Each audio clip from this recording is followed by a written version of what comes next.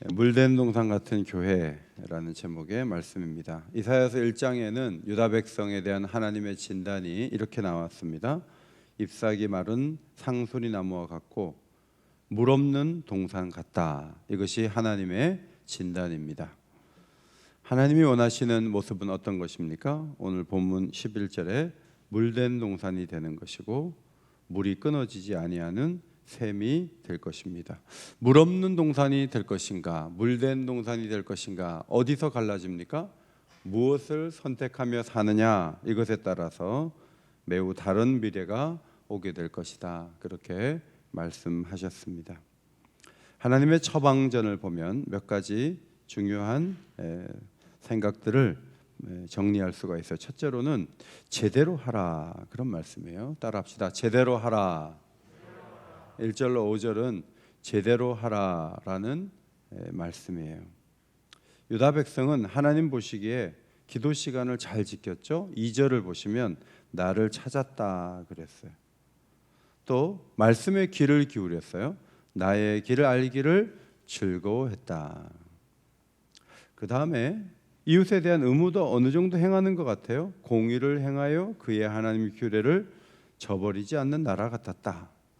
하나님께 지혜도 구했어요. 의로운 판단을 구했다. 종교적 행위도 열심히 한 것 같아요. 하나님을 가까이 하기를 즐거워했다.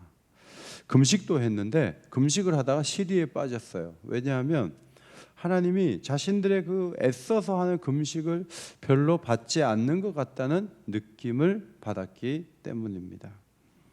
여러분, 경건의 행위 중에 우리가 제일 어려워하는 게 금식이잖아요. 근데 이 금식을 하는데 하나님이 왜 외면을 했을까? 3절에 이유가 나오죠. 오락을 구했다. 헤페츠라는 말은 기쁨을 구했다. 자기가 좋아하는 일을 했다는 뜻이에요. 그 다음에 종들을 혹독하게 대했고 다툼과 폭력을 좋아했다. 거짓된 근거로 법적 분쟁을 일삼고 폭력적이었다 하는 것입니다. 5절에 보면 하나님을 기쁘시게 하고 머리를 숙이고 겸비하는 게 금식의 기본인데 죄에서 떠나지 않는 거예요. 그러니까 하나님의 요구가 뭐냐면 종교 행위를 더 열심히 많이 해라, 그게 아니고 하나님 앞에 하는 것을 제대로 해라, 그런 말이에요. 헌금을 예를 들어 막 종류를 다 해요. 근데 11조는 그거는 안 해. 11조는 딱 빼먹어요. 그러면은 중요한 부분에서 안 하는 거예요. 막 종류를 많이 게 중요한 게 아니에요. 하더라도 하나를 하더라도 제대로 하는 거예요.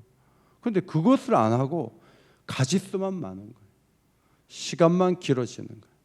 제대로 안 해요. 그러니까 하나님이 이제 문제가 있다고 진단을 하시는 거예요. 제대로라는 말이 무슨 뜻이에요?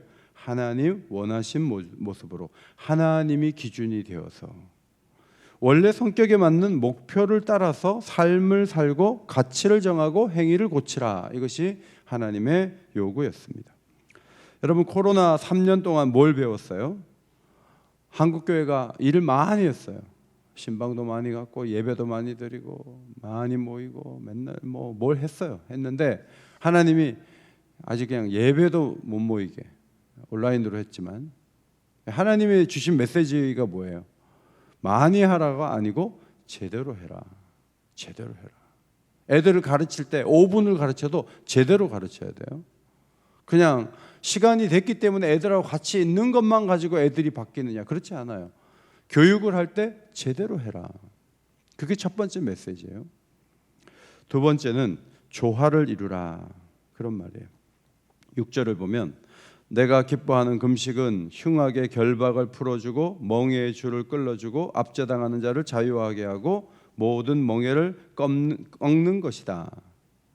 금식은 하나님을 향한 거예요. 그런데 하나님께서 나를 향해서 금식하는 것이 또 다른 국면인데 그게 뭐냐면 이웃을 향한 사랑이다. 그것을 말씀하셨습니다. 흉악의 결박을 끌어준다는 말은 계속 억압하고 아프게 하고 누군가 이렇게 누르는 그것을 하지 않는 거예요. 빚진 자를 탕감해주고 기간이 지나면 종을 자유하게 해주고 그 이웃 사랑이 금식이 될 수 있다. 7절에 줄인 자에게 양식을 주고 빈민을 집에 들이고 헐벗은 자를 입히고 고륙을 피하지 않는 이 자비의 행위가 하나님을 향한 금식이 될 수 있다. 이웃 사랑이 하나님 사랑으로 받아들여질 수 있다. 그것을 말씀하셨습니다. 9절에 만일 내가 너희 중에서 멍에와 손가락질과 허망한 말을 제하여 버리면, 누군가 억압하고 힘겹게 하는 것을 제거하고 막 손가락질하고 비방하는 것도 제거하고, 그리고 기만하고 아첨하는 말도 제거하고 진실한 대화를 나누고 약자들을 사랑하고, 그러면 하나님이 그것을 기뻐하신다는 말씀이죠. 10절에 줄인 자에게 내 심정이 동하며 괴로워한 자의 심정을 만족하게 하는 일들, 인자하게 베풀고 사랑하고 약자를 향해서 만족을 줄 정도의 헌신을 한다면, 그러면 기뻐하시겠다. 그러니까 우리는 하나님 기쁘게 하려면 기도와 말씀 듣기와 금식을 잘하면 된다고 생각하는데, 하나님이 그것을 더 열심히 하려고 하는 태도보다는 이웃 사랑에 대한 태도의 변화, 전환, 이걸 요구한 거예요. 저는 목회하면서 교회 일 열심히 하는데 부부관계 안 좋은 사람 많이 봐요. 지금도 많이 봐요. 둘이서 말도 안 해요. 그리고 교회 와서는 열심히 해요. 애들이 보고 있는데 속으로 교회 많이 와 보셔도 큰 변화는 없을 겁니다. 부부관계를 그렇게 만들어 놓고 무슨 교회 봉사 많이 한다고, 가족들과의 관계, 이웃과의 관계를 아주 거칠게 만들어 놓고는 그저 하나님 앞에 기도한다고. 여러분, 그게 하나님이 다 하시는데 자신을 향한 기도만 받으세요? 관계를 다 엉망으로 만들어 놓고는 그냥 교회만 많이 온다. 여러분, 그래가지고 하나님이 코로나 통해서 우리에게, 야, 나는 너희들이 그렇게 많이 나한테 하는 거에 대해서 지쳤어, 이제 그만해, 이제 그런 사인을 우리에게 주신 게 아니에요?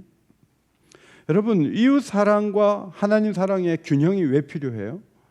첫째로는 첫째 계명과 둘째 계명이 하나이기 때문에 그래요. 예수님께서 율법사의 질문을 받았죠. 율법 중에서 큰 계명이 어느 계명입니까? 예수님이 말씀하셨어요. 내 마음을 다하고 목숨을 다하고 뜻을 다하여 주 너희 하나님을 사랑하라 하셨으니 이것이 첫째 되는 계명이요 둘째도 그와 같다. 호모이오스, 그와 같다 그랬어요. 호모이오스. 이 호모이오스는요, 천국은 보화가 감춰진 밭과 같다. 천국은 바다에 있는 고기를 모으는 그물과 같다 그래요. 그러니까 천국 이퀄 그물이고 보화가 감추인 밭이에요. 보화가 감추인 밭이 천국의 성격을 안고 있는 거예요. 그러니까 이웃 사랑이 눈에 보이잖아요. 이웃 사랑이 하나님을 향한 사랑이 뭔지를 보여주는 기준점이 될 수가 있는 거예요. 그게 호모이오스의 뜻이에요. 이웃 사랑이 엉망이다 그러면 하나님은 나를 향한 사랑도 엉망이야 이렇게 보시기로 하신 분이에요. 나를 향해서만 잘하면 돼, 이웃 사랑은 뭐 어느 정도만 해라, 이게 아니에요. 하나님을 향한 사랑이 이웃 사랑에서 발견되고 확인된다는 거예요. 그 다음에 제대로 안 하면, 이웃 사랑을 제대로 안 하면 종교적 행위가 하나님을 힘겹게 하는 거죠. 이사야서 1장 13절에 월삭과 안식일과 대회로 모이는 것도 그러하니 성회와 아울러 악을 행하는 것을 내가 견디지 못하겠노라. 내 마음이 너희 월삭과 정한절기를 싫어하나니 그것이 내게 무거운 짐이라. 내가 지기에 곤비하였느니라. 여러분, 악행을 중단하지 않으면서 종교적 행위를 많이 하면 할수록 하나님이 무거운 마음을 갖게 되시는 거예요. 어떤 사람이, 남편이 밖에서 자꾸 바람을 펴요. 근데 막 부인 사랑한다고 막 다이아 반지 가지고 오고 목걸이 갖고 오는데 밤에는 딴 여자하고 놀아나요. 그러면 그 비싼 걸 가지고 올수록 얼굴에 던져주고 싶지 않겠어요? 하나님이 그런 마음이에요. 이웃 사랑을 제대로 안 하면서 하나님을 향해서 뭐를 많이 해요. 하나님이 다 하시니까 막 역겨운 거예요. 야, 너는 진실되지 않아. 너는 왜 두 가지냐? 하나님이 그러신다는 거예요. 우리는 누구의 백성이에요? 하나님 백성이에요. 우리는 하나님의 아들의 나라의 백성이에요. 하나님의 아들의 나라는 어둠에서 빛으로 사탄의 권세에서 하나님께로 돌아온 자들의 이룬 나라예요. 골로새서 1장 13절에 그가 우리를 흑암의 권세에서 건져내서 그의 사랑의 아들의 나라로 옮기셨다 그랬어요. 하나님의 아들의 나라는요, 모순되는 모습으로 살면 안 되는 나라예요. 이율배반적으로 살면 안 되는 나라예요. 그의 백성답게 살아야 돼요. 성도답게 살아야 돼요. 그런데 이웃에 대해서 제대로 하지 못하는 이유는 이기심 때문에 그래요. 크리스천이 꼭 알아야 할 마음의 죄라는 책에 이기심이 4가지로 정리되어 있어요. 첫째로 자기 관심사에만 빠져 있어요. 그게 이기심이에요. 내가 하고 싶은 말을 하면서 상대방에게 질문을 안 해. 자기 일만 일이에요. 어떻게 지냈어요? 어떠세요? 제가 이런 일이 있었는데 자기 말만 해요. 부부가 저녁에 만나서 여보 오늘 어떻게 지냈어? 물어봐야지. 자기 말만, 자기가 어려운 일만 얘기해요. 그러면 부부관계가 힘들어요. 두 번째, 자기 시간만 아끼는 거예요. 목표를 자꾸 이루려고 뭐가 얘기를 하려고 그러면 그건 제 일이 아니니까 딴 데 가서 알아보세요. 여러분, 제가 대신해 드릴게요 그렇게 말한 다음에는 시간이 들어요. 그런데 시간을 주는 게 사랑이에요. 다른 사람의 필요에 인색하면 그게 또 이기심이에요. 공경에 처한 형제나 자매를 보고서 도울 방법이 있는 여러분이 그들을 냉대하고 아무것도 도와주지 않는다면 하나님의 사랑은 어찌 되겠습니까? 이사야 시대 사람들은 줄인 자, 집 없는 자, 헐벗은 자를 보고 그냥 가만히 방치했어요. 그런데 그들을 도와야 된다는 거죠. 4번째, 배려하지 않는 거예요. 자신의 행동으로 상대방을 따뜻하게 해줄 수 있어요. 제가 송도에 우리 교육자들하고 식사하러 가가지고 거기에 일하는 고등학생처럼 보이는 학생한테 10,000원을 이렇게 주면서 집에 갈 때 차비로 쓰세요 하고 줬더니 그 아이가 지금도 생각이 나는 게 정말요? 이거 정말 저한테 주시는 거예요? 한 번도 손님이 서비스는 받으면서 팁이라는 세계를 경험을 못했어요. 근데 10,000원이 큰 돈이 아니라 시급이 10,000원인데 1시간 일할 걸 주니까 아이가 너무 놀라는 거예요. 우리가 배려해야 될 사람들이 참 많아요. 그게 이기심을 벗어나는 모습이에요. 지난주 금요일 날 막 애들이 많이 왔어요. 막 강사 목사님이 아니 금요기도에 어떻게 애들이 중고등부가 이렇게 많이 오냐고 너무 감동이 된다고 그러고 가셨는데 교인 중에 어떤 분이 걔네들이 너무 사랑스러운 거예요. 지난주일 날 걔네들 과자 사주라고 돈을 헌금을 하셨어요.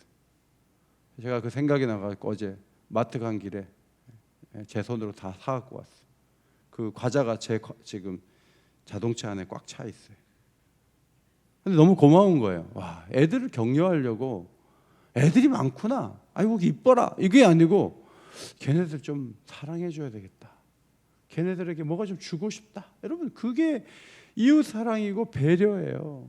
백날 가도 누구 한번 대접 한번 못 해보고 누구 한번 따뜻하게 못 해보고 여러분 이기심에 젖어가지고 자기가 받을 생각만 하고 줄 생각은 하나도 못하고 그것은 하나님이 기뻐하는 신앙인의 모습이 아니죠. 9절로 11절은 하나님의 비전을 말해주죠. 우리가 하나님께서 원하시는 대로만 가면 내가 이런 거 해줄게. 그런데 우리가 이걸 받고 싶어 해야 돼요. 그게 하나의 비전의 결과지만 이것이 되면 참 좋겠다, 그런 생각을 해야 돼요. 9절, 내가 부를 때는 나 여호와가 응답하겠고 내가 부르짖을 때 내가 여기 있다 하리라. 하나님하고 잘 통하는 거예요. 막 기도 응답이 척척 되는 거예요. 뭔가 안 되고 뭔가 막혀 있는 건요, 답답한 거예요. 근데 신앙생활이 좀 뻥 뚫려야 되지 않겠어요? 물론 모든 일에 아침에 기도한다 그래서 저녁에 주는 건 아니에요. 그러나 하나님이 늘 그렇게 막고 안 되고 답답하게 하시겠어요? 하나님이 원하시는 대로 가면 하나님도 반응을 하시는 분이에요. 성적이 그렇게 안 오르면 공부를 좀 해라 해서 공부를 성적이 쑥 올랐는데 아버지가 지갑이 열리는 거예요. 우리에게도 마찬가지예요. 하나님이 기뻐하는 모습으로 가면 뭔가 해주고 싶은 생각이 드는 거예요. 그렇게 하나님을 좀 움직여 보라는 거예요. 여러분, 우리의 꿈이 뭐예요? 하나님하고 잘 통하는 거 아니에요? 뭐 억만금을 받아 누리겠다는 게 아니라 하나님하고 잘 통하면 그것보다 좋은 축복이 어디 있겠어요? 막 기도하는데 막 기도가 이루어지고 생각만 해도 되어지고 2023년도에 하나님하고 친하게 되고 밀접하게 되고 하나님이 마음껏 부어주시는 그런 축복의 한 해가 되시기를 주의 이름으로 축원합니다. 그것이 우리의 꿈이 되어야 돼요. 그런데 그렇게 되려면 앞에 있는 두 가지 모순되지 않게 이웃사랑과 하나님 사랑이 균형이 되게 그렇게 살면 내가 너희를 도와줄게, 그렇게 말씀하신 거예요. 그리하면 내 빛이 새벽같이 비칠 것이며 내 치유가 급속할 것이다. 어려운 이웃들을 돕고 사랑하고 그러면 우리가 병들 때 하나님이 치유해 주신단 말이에요. 곪고 오염된 상처에 새 피부가 덮이는 변화의 역사, 생명의 역사가 있게 될 것이다. 얼마나 좋겠어요. 치유가 일어나는 거예요. 뭐 아프고 힘들고 앞으로 나가지 못했는데 나아가지고 기뻐 뛰놀고. 여러분, 예수님이 오셨을 때 그런 환자들이 많이 있었어요. 우리가 그렇게 되면 얼마나 좋겠어요. 11절에 여호와가 너를 항상 인도하여 메마른 곳에서도 내 영혼을 만족하게 하며 내 뼈를 견고하게 하겠다. 메마른 곳이 뭐죠? 불만족한 상황, 어려운 현실. 그런데 전인격이 강건하게 되는 놀라운 역사가 있게 되겠다. 있게 하겠다. 너는 물된 동산 같을 것이다. 어려운 분위기에서도 흘러 넘치는 풍성함을 누리게 될 것이다. 유다 백성에게 보여주신 비전이에요. 예수님은 생수의 강을 흐르게 하실 성령을 약속하셨어요. 내 속에 성령의 강을 이룰 것이다. 단순히 비가 오는 정도가 아니고 강을 흘려보내는데 그 강을 우리 인격 속에 흐르게 하겠다. 그분이 성령이시다. 물된 동산이죠. 워터드 가든이에요. 이사야서 58장은 하나님의 꿈이에요. 하나님의 비전이에요. 자, 이것을 최초로 이룬 신약의 말씀이 저는 사도행전 2장이라고 봐요. 44절부터 47절 앞에 보시고 읽겠습니다. 시작. 믿는 사람이 다 함께 있어 모든 물건을 서로 통용하고 또 재산과 소유를 팔아 각 사람의 필요를 따라 나눠주며 날마다 마음을 같이하여 성전에 모이기를 힘쓰고 집에서 떡을 떼며 기쁨과 순전한 마음으로 음식을 먹고 하나님을 찬미하며 또 온 백성에게 칭송을 받으니 주께서 구원받는 사람을 날마다 더하게 하시니라. 할렐루야. 하나님은 이런 은혜를 주시는 거예요. 교회 로마가 지배하고 있었어요. 썩은 종교 지도자들이 그대로 있었어요. 건물 하나 없고 땅 한 평 없어요. 조직도 없어요. 그런데 워터드 가든을 교회가 이뤘다는 거예요. 뭐 이것도 어렵고 저것도 어려워서 현장에 이래요. 이거 다 핑계예요. 사도행전 2장의 그 배경은요, 메마른 세상이었어요. 정말 힘겨운 세상이었어요. 강단 헌화가 어디 있어요? 주리가 어디 있어요? 아무것도 못해요. 핍박이 있어요. 사도들이 막 잡혀가는 세상이었어요. 그런데 놀라운 꿈을 하나님은 현실에서 펼쳐내셨어요. 어떻게? 성령을 부으심으로. 우리가 이 새 준비 기도에 꼭 기도해야 될 게 뭐냐면 성령의 충만한 기름 부으심이에요. 성령이 오시면 세상이 바뀔 수 있어요. 아멘입니까? 성령이 오시면 돼요. 교사들도 그 반 아이들이 성령을 받으면 돼요. 성령을 충만하게 받으면 변화가 와요. 우리는 초등학교 6학년 때 막 방언하고 그랬어요. 산에 막 데려가서 막 교사들이 막 기도시켰어. 그래가지고 막 방언하고 막 초등학교 6학년, 1학년 이런 애들이 막 선교사 되겠다고 막 자원하고, 그 성령이 충만했던 시대예요. 가난했죠. 먹을 것도 별로 없었는데 어머니가 두부 한 번만 잘 해줘도, 아침에 제가 그랬어요. 어머니 오늘은 하루가 든든합니다. 두부 한 번 먹고. 그런 시대예요. 그런데 영적으로는 애들이 막 얼마나 뜨겁게 기도하고, 그 어릴 때 그냥 목사 되겠다 하고 선교사 되겠다 하고, 그런 애들이 교회 안에 막 얼마나 많은지. 여러분, 물질은 많아요. 근데 고민이 더 많아졌어요. 그것은 우리 시대의 아픔이에요. 하나님이 정말 원하는 게 뭐예요? 하나님을 향한 행위를 강화하는 데만 그치지 말라는 거예요. 하나님을 향해서 뭔가 할 때 다른 것에 모순되는 것을 해결을 해야 돼요. 여보, 내가 그동안 말도 잘 안 했는데 미안하다고 얘기하면서 손을 잡아주면서 축복이 시작되는 거예요. 끝까지 보복해야지. 끝까지 미워해야지. 그래갖고는 뭐 억만금을 갖다 바쳐도 소용이 없어요. 반고흐를 아시죠? 사진을 하나 보시면요. 사진을 받으셨나? 예. 이 작품은 보리나주의 한 탄광촌, 지금 벨기에 땅이라 그래요. 25살 나이에 반고흐는 신학을 공부하지 않았지만 이제 신학을 준비하는 전도사로서 이 보리나주의 한 탄광촌에서 광부들을 도왔어요. 당시 광부들은 갱도에서 하루 14시간씩 일했어요. 근데 아이들도 탄광에 들어가서, 갱도에 들어가서 일을 했대요. 왜냐하면 좁은 공간을 빠져나갈 때는 애들이 동원돼야 된대. 그래갖고 산을 캐내는 거예요. 막장의 좁은 틈새까지 들어가서 몸집이 작은 아이들이 일을 한 거예요. 막 폭발하고 누수되고 붕괴되고 오염된 공기 속에서 광부들이 얼마나 고생을 하는지. 사고가 나면 피해자들을 구하러 달려가고, 중환자들을 보살피고, 의사도 손을 못 댄 사람들을 간호해서 살려내기도 했대요.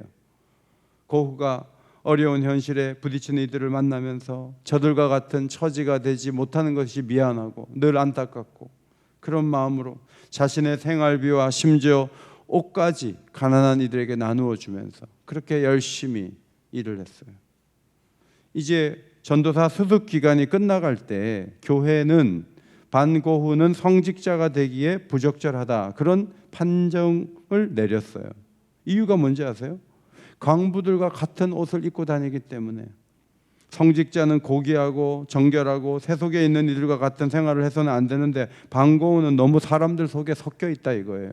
그래서 너는 목사가 될 자격이 없다. 그래서 판정을 내리니까 이제 더 이상 목사가 될 수가 없어요. 그래서 고흐가 이름 없고 잘 알려지지 않는 사람들의 삶을 보면서 그것을 좀 세상에 보여주기 위해서 찾은 일이 그림 그리는 일이었어요. 그의 그 그림을 보면은 어려운 사람들이 주제예요. 직조공들, 광부들, 때로는 몸을 파는 여자들, 이런 사람들이 그림의 주제예요. 근데 그 그림을 그리는데 막 행복한 거예요. 고흐를 제가 왜 얘기하냐면, 고흐의 작품들은 성경을 열심히 읽은 데서 나온 거예요. 그 정신이. 그리고 독서를 열심히 했다 그래요. 그리고 하루하루 최선을 다했고, 고흐는 돈 받고 팔려고 그림을 그리지 않았어요. 그가 평생 한 10년 동안 열심히 그림을 그렸는데 900점 정도의 그림을 그렸고, 돈으로 거래된 거는 거의 하나였대, 하나. 나머지는 그냥 그 그림에 헌신을 한 거예요. 그래서 지금도 세계적으로 이 반고흐의 그림이 온 세계에 퍼져 있는데 그 그림 한 점이 얼마나 비싼지 몰라요. 고흐가 나중에 그렇게 하나님이 인정을 받도록 길을 열어 놓으신 거죠. 저는 이 고흐의 삶을 쭉 보면서 일치와 조화, 하나님의 꿈으로 사는 사람, 그런 느낌을 받았어요. 바로 이사야서 58장의 정신을 가지고 산 사람이 누구냐 하면 반고흐예요. 그런데 마음 아픈 게 뭐예요? 교회가 그런 인물을 저평가했다는 거예요. 교회가 고평가한 사람들은 모순된 행동을 하는 사람들이에요. 하나님께만 열심히 있는 사람들이에요. 고결한 옷을 입고 사람들하고 섞이지 않고 세상에 들어가지 않으면서 종교적 행위만 열심히 하는 사람들을 목사가 될 수 있다고 본 거예요. 저는 그게 마음이 아파요. 지금도 그럴 수 있어요.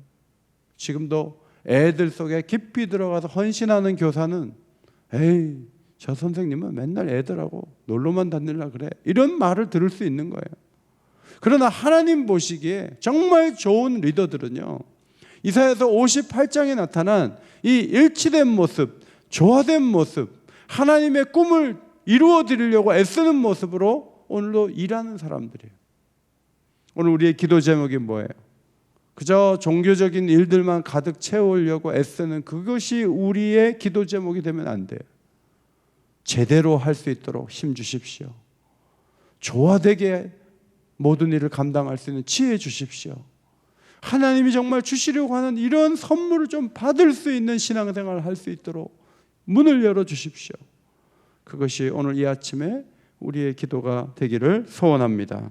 기도 제목 말씀드려요. 첫째로 신앙의 행위와 우리의 행동이 하나 될 수 있도록, 제대로 할 수 있도록, 하나님 성김과 이웃사랑이 조화를 이룰 수 있도록, 하나님 주시려는 선물들을 받아 누릴 수 있는 비전을 성취할 수 있도록 하나님 우리들을 인도해 주시고 2023년 그런 은총을 누릴 수 있도록 우리를 도와달라고 간절한 마음으로 기도하기를 원합니다.